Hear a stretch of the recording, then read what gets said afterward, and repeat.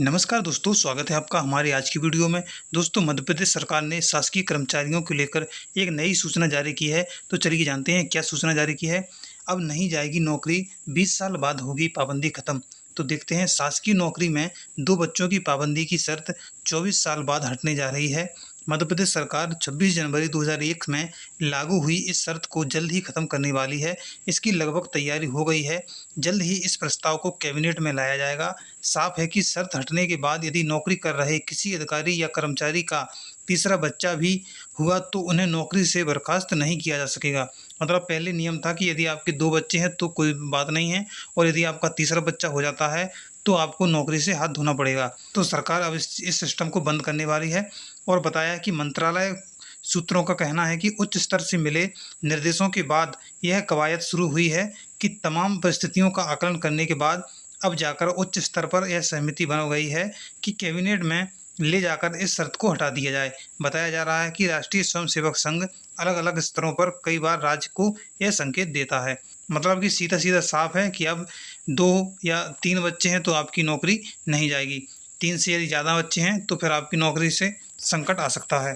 आगे और जानते हैं कि राजस्थान में 11 मई 2016 को और छत्तीसगढ़ में 14 जुलाई 2017 को यह पाबंदी खत्म हो गई थी। मतलब इन राज्यों में पहले ही 2 बच्चों को लेकर जो पॉलिसी थी उसको ख़त्म कर दिया था।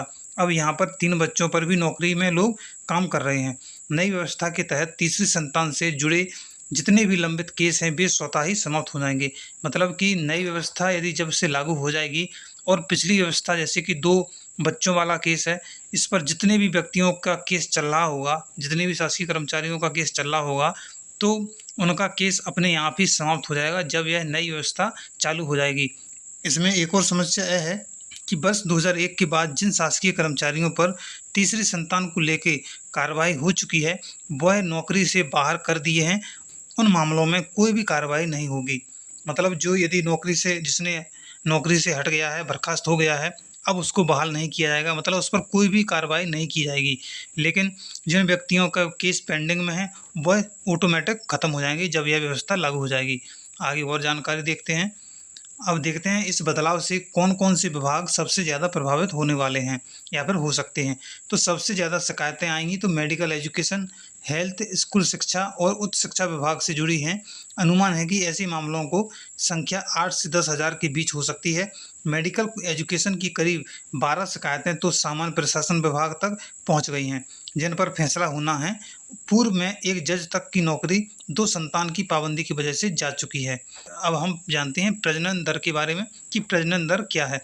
तो राष्ट्रीय परिवार स्वास्थ्य सर्वेक्षण 2019-20 के तहत मध्य प्रदेश की प्रजनन दर है 2.9 और शहरी क्षेत्रों में 2.1 है और ग्रामीण क्षेत्रों में 2.8 के करीब है, और राष्ट्रीय औसत 2.1 से अत्यधिक माना जाता है। आगे देखें, देश में बिहार सबसे अधिक प्रजनन दर वाला राज्य है। यहाँ दर 3.0 है। इसका अर्थ है कि बिहार में एक महिला औसतन 3 बच्चों को जन्म देती है। बिहार के बाद मध्य प्रदेश, मेघालय में 2.9 है और उत्तर प्रदेश में 2.4 है और झारखंड में 2.3 है। मणिपुर में 2.2 जैसे राज्य आते हैं। भोपाल की प्रजनन दर 2.0 है। मध्य प्रदेश में भोपाल की प्रजनन दर सबसे कम है। अधिक दर वाले जिलों में बात करते हैं तो पन्ना, शिवपुरी और बड़वानी यह आते हैं। तो दोस्तों, वीडियो आपको कैसा लगा कमेंट बॉक्स में ज़रूर बताएं। और दोस्तों, यह करंट का मामला है तो आपके एमपी पुलिस कांस्टेबल या फिर एमपीएसआई, एमपीपीएससी में इसके क्वेश्चन जरूर बनेंगे। और इसमें जो इनका जो प्रजनन दर है अलग अलग राज्य की, तो सबसे ज़्यादा और सबसे कम वाली आप याद कर लें, जो कि आपको परीक्षा में ज़रूर पूछा जाएगा। दोस्तों, इसी प्रकार से और जानकारी के लिए आप हमारे यूट्यूब चैनल को सब्सक्राइब करें और वीडियो को लाइक शेयर ज़रूर करें।